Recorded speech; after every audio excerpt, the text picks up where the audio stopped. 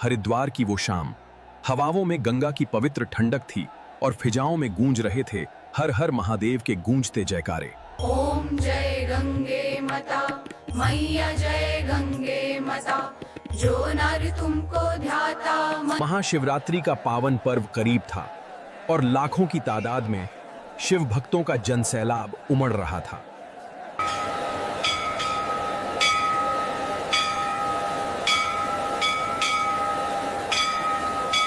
हर तरफ भगवा रंग छाया था, लेकिन इसी भीड़ के बीच एक ऐसा शख्स चल रहा था जिसे देखकर लोगों के कदम अपने आप ठिठक रहे थे।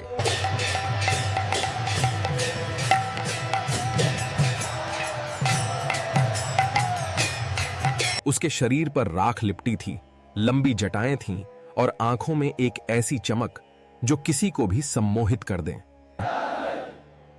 वह कोई आम साधु नहीं लग रहा था। व्यवस्था बनाए रखें, भेद इकट्ठी न करें। उस साधु के कंधे पर एक पुराना लकड़ी का संदूक लटका था। वह मौन था, लेकिन उसकी गंभीरता डराने वाली थी। तभी ड्यूटी पर तैनात एसएचओ राजेंद्र सिंह की नजर उस पर पड़ी। राजेंद्र सिंह अपनी सख्त मिजाजी के लिए जाने जाते थे। इधर आओ बाबा, दिखाओ इस संदूक में क्या है। समय आने पर सब पता चल जाएगा। ए साधु, यहां रुको, आगे बढ़ाना मना है। कहां जा रहे हो? ये रास्ता बंद है। हमें तो बस अपने धाम जाना है। रास्ता छोड़ो, महाराज को जाने दो। ए बाबा, रुक जाओ। इस संदूक में क्या छिपा रखा है? इसे तुरंत नीचे रखो और खोल कर दिखाओ।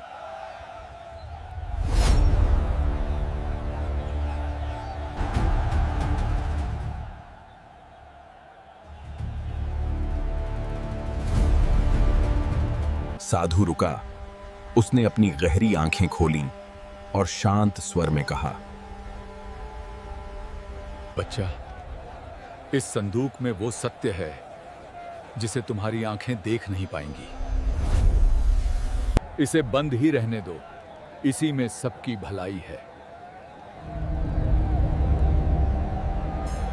राजेंद्र सिंह को लगा कि ये कोई ढोंगी बाबा है।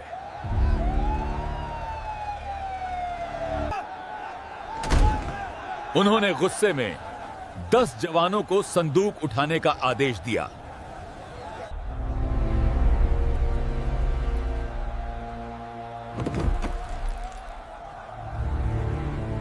लेकिन तभी जो हुआ उसने सबके रोंगटे खड़े कर दिए।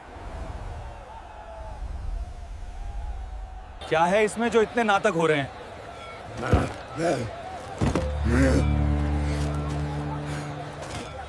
एक जवान आगे बढ़ा पर संदूक हिला तक नहीं।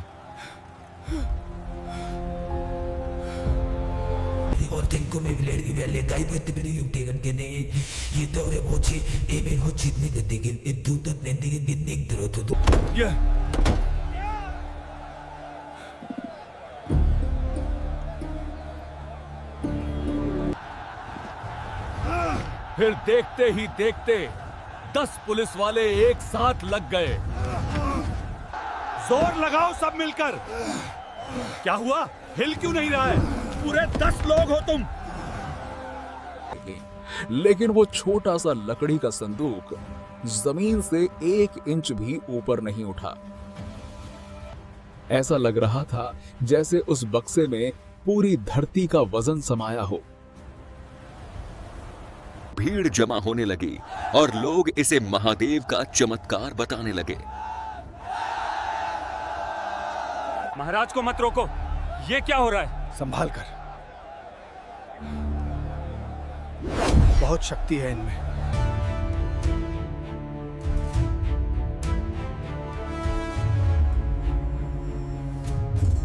राजेंद्र सिंह ने जबरदस्ती साधु को जीप में बैठाया और क्रेन की मदद से संदूक थाने भिजवाया। क्या समझते हो अपने आप को? ये नाटक बंद करो। तुम यहीं सड़ोगे।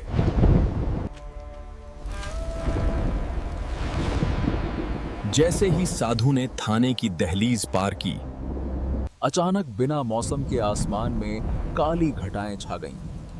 दोपहर में रात जैसा अंधेरा हो गया और भयंकर बिजली कड़कने लगी।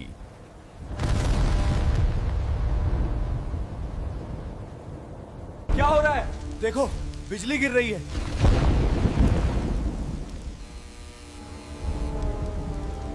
बहुत हो गया, अब मैं इसे तोड़ दूंगा।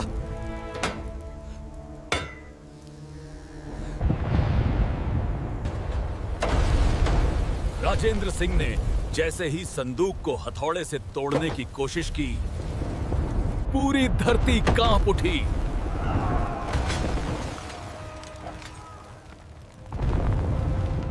संदूक खुद ब खुद खुल गया और उसके अंदर से एक दिव्य रुद्राक्ष की माला निकली, जिससे नीली रोशनी फूट रही थी। हे राम!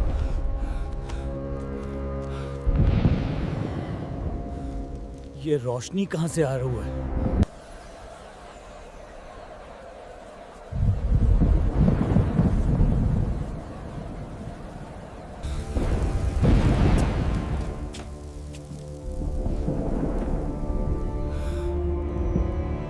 एक सिपाही ने उसे छूना चाहा,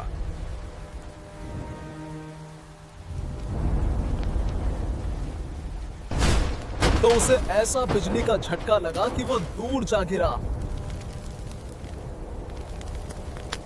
भागो! यहां से भागो! हे भगवान, ये क्या हो रहा है?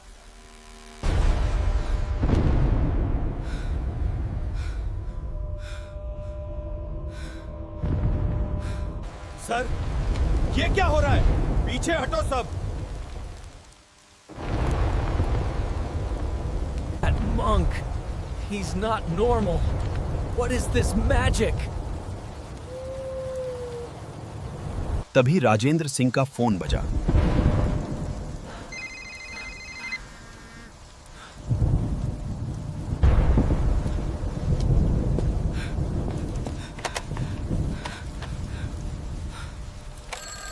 अस्पताल से डॉक्टर ने कहा, इंस्पेक्टर साहब, चमत्कार हो गया।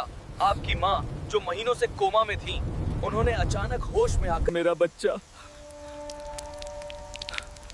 ये एक चमत्कार है। वो कह रही हैं कि एक नीली रोशनी वाले साधु ने उन्हें जीवन दान दिया है। ये सुनते ही राजेंद्र सिंह के पैर कांपने लगे। तुम्हारा डर ही तुम्हारी आसक्ति है, इसे त्यागो। ये प्रकाश, ये क्या है? वे भागते हुए हवालात पहुंचे।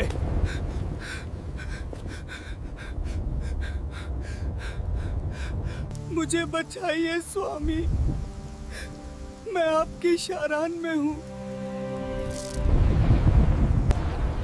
और साधु के चरणों में गिरकर माफी मांगने लगे। साधु ने उनके सिर पर हाथ रखा और कहा, राजेंद्र, जब इंसान शक्ति के मद में अंधा होता है तो महादेव उसे आईना दिखाने जरूर आते हैं।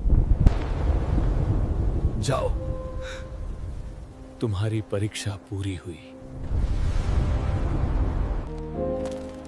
सुबह की पहली किरण के साथ ही थाने में एक तेज प्रकाश फैला।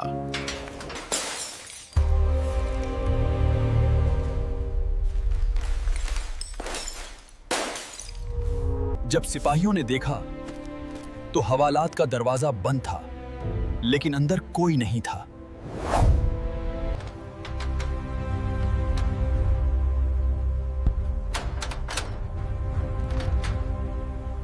साधु हवा में विलीन हो चुके थे।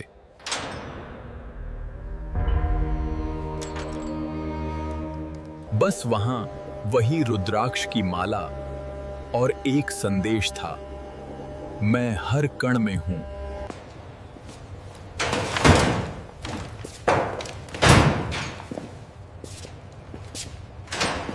राजेंद्र सिंह ने उसी दिन नौकरी छोड़ दी और महादेव की सेवा में लग गए। ओम नमः शिवाय। ओम नमः शिवाय। यह कहानी हमें सिखाती है कि भगवान को ढूंढने के लिए मंदिरों की मूर्तियों से ज्यादा अपने भीतर के अहंकार को मारना जरूरी है। पता नहीं सर कहाँ गए। हाँ, और ये टोपी यहाँ छोड़ दी।